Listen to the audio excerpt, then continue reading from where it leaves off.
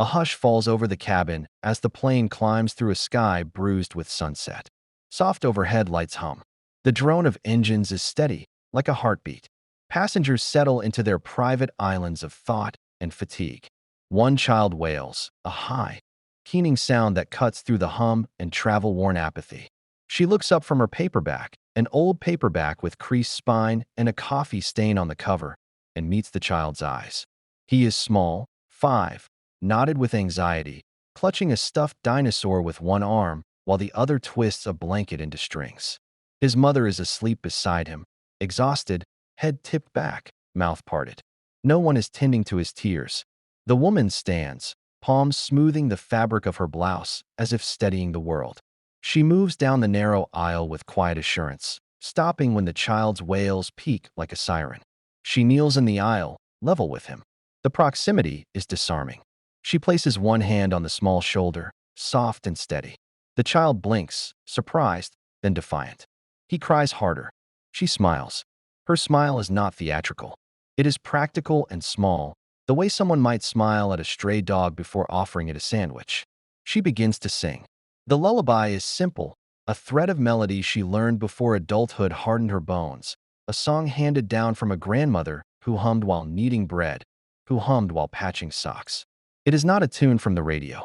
It is a private recipe of words that fit gently into the space where fear lives. Her voice is warm but plain, without pretense.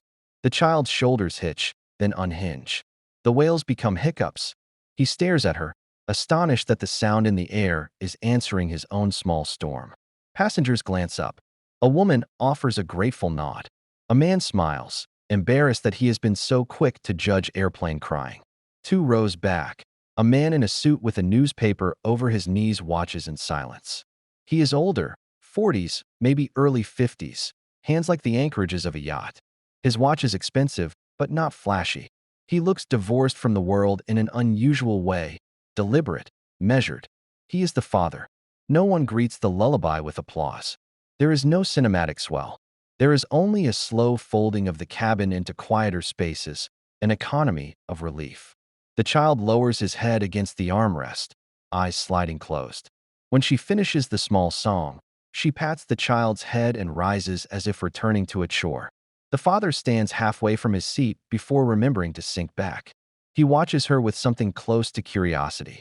The woman returns to her row and sits. She opens her book, but her eyes are on the passing cloudscape beyond the window, not the words. After a time, the father approaches her seat. He is careful, like someone who is aware of people's private temperatures. He introduces himself with a quiet hello and a name that is not meant to disarm. He offers a small apology for interrupting. She gestures to the seat beside her with an easy invitation to talk or not talk. He chooses to sit. They talk in the language of delayed flights and coffee, in the small talk that fingerprints the interiors of planes. He mentions his son, his name, Jonah, and the fact that the boy had been traveling with his mother after a funeral. The father says funeral without saying any more. The syllable carries its own weight. She says she is a teacher. She teaches first graders, which surprises him. She is not what his mind expected when she first opened that paperback in front of him. He expected someone smaller, perhaps more tired than gentle. They talk until the lights go down. Their talk is stitched with pauses that are not empty, but privileged. He listens to how she speaks about children with a fierce warmth. She listens when he speaks about Jonah and how he is learning to tie shoes left-handed after the death of his wife, as if mechanics can be mourned and rebuilt. At some point, the conversation lingers on a photograph that lives in his mind. He tells her about an old photograph he keeps in his coat pocket, one with his wife on a beach, hair in sunlight, eyes looking at the camera as if it knows a secret. He speaks like it is something that could be summoned back into the world out of pocket lint and breath if one tried hard enough. She says she lost someone once, too, a grandfather who taught her how to whistle. She whistles him a single perfect note. He watches her, eyes softening. Night settles in the cabin, and with it a private pressure. They trade small confessions like currency. He says he fears airplanes less than he fears silence after loss. She says she fears speaking about herself because her life is a series of small, stubborn repairs. The plane descends into an airport that is a city of lights. They stand together, both with carry-on bags. both touched by the ephemeral intimacy of shared time on a moving vessel. The father walks with Jonah, whose steps are small and hesitant. The woman lags behind them, watching the little wedge carved from the man's grief make a tentative light. Outside the terminal, the father catches her hand at the curb. The gesture is not suave. It is an unconscious seeking. "I should give you this," he says. He hands her a card, a crisp, tasteful business card. Her thumb senses the texture of money and restraint. "My manager will call to set a charity board meeting soon if you accept," he jokes lightly. She laughs, then says she doesn't take charity. She accepts the card as if it is a delicate weapon. He is taken aback by the refusal, then amused. She tucks the card into her book. The movement is almost ceremonial. They exchange numbers. He suggests coffee. She pretends to think it over for show, but gives him a time. They part with a gentle, improbable promise. They do have coffee. The first coffee is the real beginning because it occurs in a quiet cafe where the smell of toasted bread is louder than any claim to wealth. Jonah is with them. The man who was merely a father on the plane is now Alexander Hale, though he says the name with no demand. The name has weight because the world around him once had the habit of answering to it with gates and titles. Alexander wears his wealth like an unfamiliar coat, not with pride but with the distant courtesy of someone trying to do the right thing out of habit. The woman is Mara Ortega. She is warm and blunt. Where Alexander's life had been clean edges and resolved ledgers, Mara's life is a messy cathedral of lesson plans, cracked mugs, and rhyme-sung lunches. She brings Jonah crayons instead of gadgets. Jonah forgets to be shy in the way children forget instructions they once learned. They begin to meet because Jonah learns what he needs most: a woman who will read Badger stories with dramatic patience, who will invent a pirate accent so ridiculous Jonah laughs until tea falls on his shirt. Alexander is grateful. He watches Mara with the furtive reverence of someone who has been given an unannounced grace. Alexander hires a tutor for Jonah. He hires caretakers. He buys a small, comfortable house near a park and leaves a key with Mara once he learns she can be trusted to open a jar for Jonah's peanut butter. He hires help because he is used to buying solutions. What he cannot buy he approaches with painstaking care. He cannot buy the nights when Jonah cries for his mother. He cannot buy memories back into place. He tries by telling stories. He invents ridiculous bedtime stories about astronauts who were also grandfathers. Jonah tolerates Alexander's inventions because they are what he has. Mara is not immune to Alexander. She sees that his grief has made him clumsy with softness, and that his wealth has given him the option of hiding from pain with appointments and architects. She sees how he looks at Jonah after a laughter burst, the raw tenderness of a man learning how to stay. They fall into an intimacy that is not explosive. It is gradual, like salt dissolving in winter soup. It is not theatrically cinematic. It is a series of thoughtful gestures. Alexander learning to fold socks, Mara learning to navigate Alexander's scheduled life, Jonah learning to trust a new loving rhythm. Not everyone approves. Mara's sister Olivia bristles at the idea of her sister depending on a man with so much. She warns Mara to be careful and not to be swept into lifestyles that seat her like a trophy among men who collect charities next to their yachts. Mara is insulted by the accusation, though she listens. She knows what it is to have expectations perched over her life like a dull fruit. She is also quick to stand up in ways that are less about defense and more about teaching. If anything, she tells Olivia, what she wants is to be trusted to make her own decisions. Alexander's circle is more predatory. There are board members who smile with teeth like files. They treat Mara as a pleasant novelty, something to be paraded at charity galas where the real business takes place behind mahogany doors. They hint in cocktail voices at whether she is in it for money, for protection, for visibility. An inevitable scene arrives. A dinner at Alexander's city home, walls of glass offering a nightscape, candles, and too much orchestral piano. Jonah sleeps upstairs. Mara feels like a costume. She has dressed to please Alexander's world as a courtesy. Alexander watches the table like a man holding a fragile orchestra together. A board member, a woman with a laugh like a coin, asks Mara in front of a dozen people whether she plans to relinquish her career, whether she plans to move into Alexander's life with a domestic ease. The question is a gauntlet. Mara replies with a simple sentence. She says she will not stop teaching. She will not stop giving kids crayons. She will not let her identity be parceled away like dessert portions. The reply is not a rebellion. It is a gentle, absolute refusal. There is a hush. Alexander's jaw tightens slightly. He looks at Mara as if she is a rare bloom occurring in a desert he thought was only sand. After dinner, the board member corners Alexander in a corridor of polished blackness, speaking to him with the candied ferocity of the elite. She suggests Mona Lisa smiles should be preserved behind museum glass. She suggests that love might be an unprofitable distraction. Alexander hears the words, the ones that treat love as a ledger item. They echo in his mind the way that grief had once been an account to balance. He begins to see the danger of appointing a life to the care of others' opinions. He sees himself slipping into a ledger that could calculate love in returns on investment. He chooses Mara. He withdraws his public life a touch. He calls the board and says he will be less present at some functions. He tells Alexander Hale, philanthropist, that he will reallocate his time. The board is not pleased. They insinuate it is temporary, an eccentricity. Alexander answers with something like a promise that is not for the board. It is for Jonah and for himself and for the woman who sings lullabies to crying children. Yet tension brews. Alexander's children with his late wife are not a part of his life because there were no other children. But his late wife's brother, a legal guardian of a kind of tradition, writes notes, makes calls.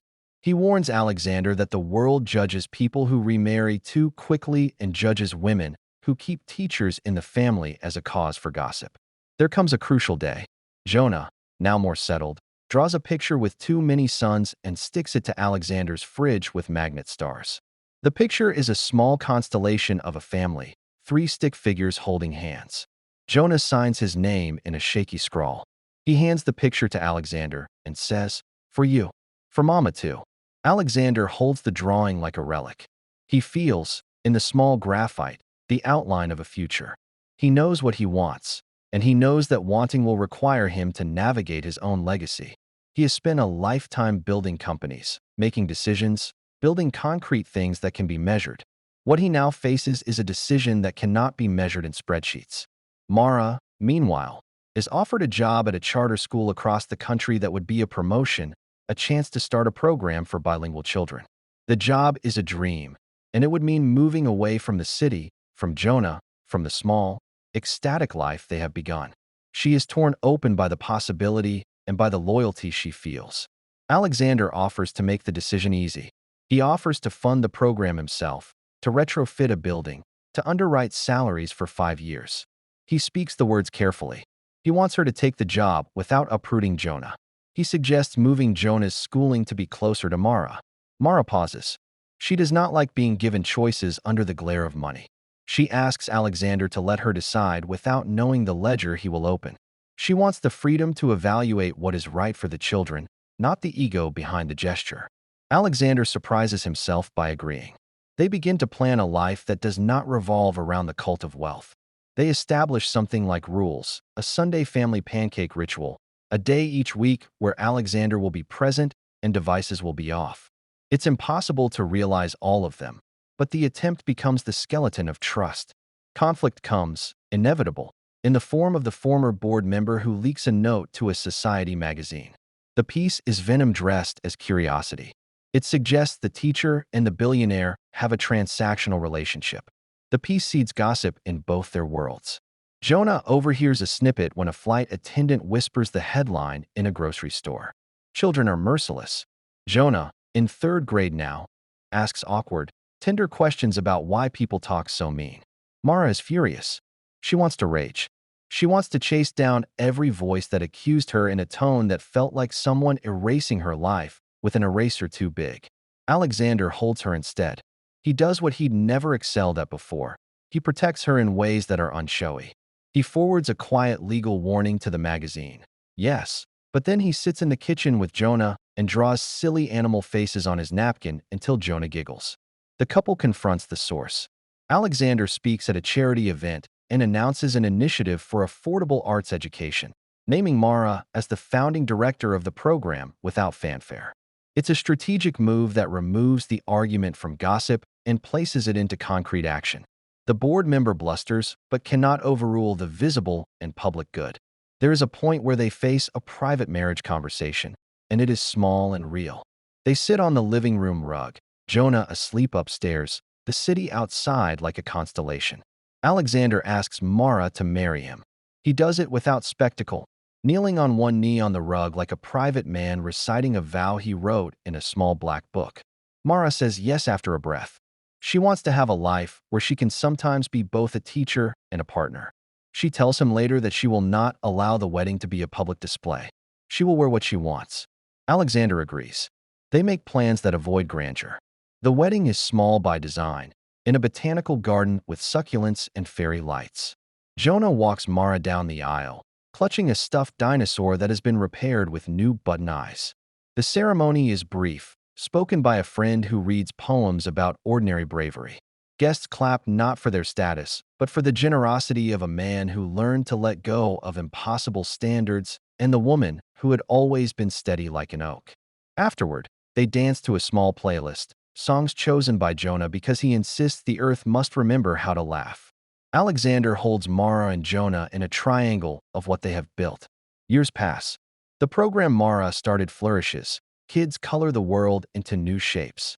Jonah grows into a steady boy who learns how to tie left-handed and right-handed, and finally learns the secret of whistling from a grandmother who once hummed through the house. Alexander watches the life he had once thought obliterated by loss return to him in color.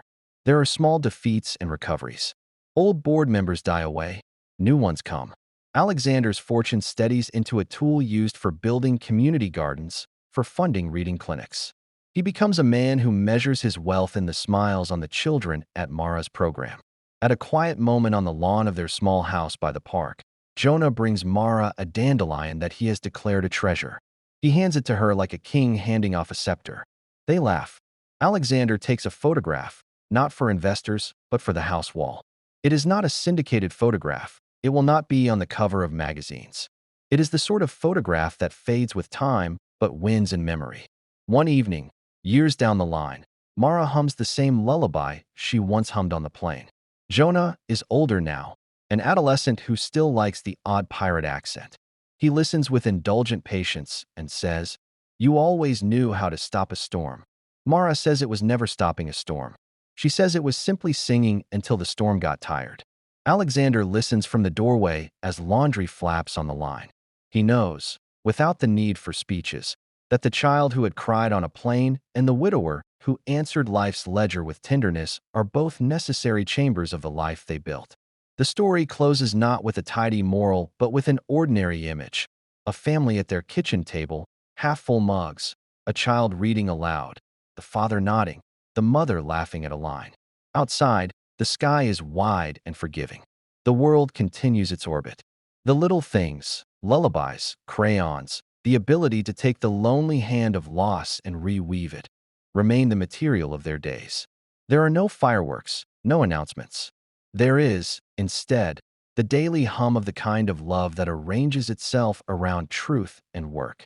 It is a love that remembers that charity matters when it meets a teacher in an airplane, and when it learns not to be measured only by its account books, but by the small, stubborn acts of showing up. On a rainy morning, years later, a woman boards a plane with a toddler on her lap, frantic and tired. She sits 2 rows behind a man whose watch is not flashy. The child begins to cry. The man reaches to soothe, but the toddler's mother looks past him toward the aisle, toward the woman who hums under her breath. The woman sings the same lullaby, and the sound travels like a thread across the cabin, soft and ordinary. A stranger hands her a business card because he finds her voice memorable, because he is, in his own way, trying to learn the grammar of kindness. She folds the card into her book like a secret. The plane hums. Outside, clouds split for sunlight like pages turning. The music is not grand. It is a lullaby, and it is enough.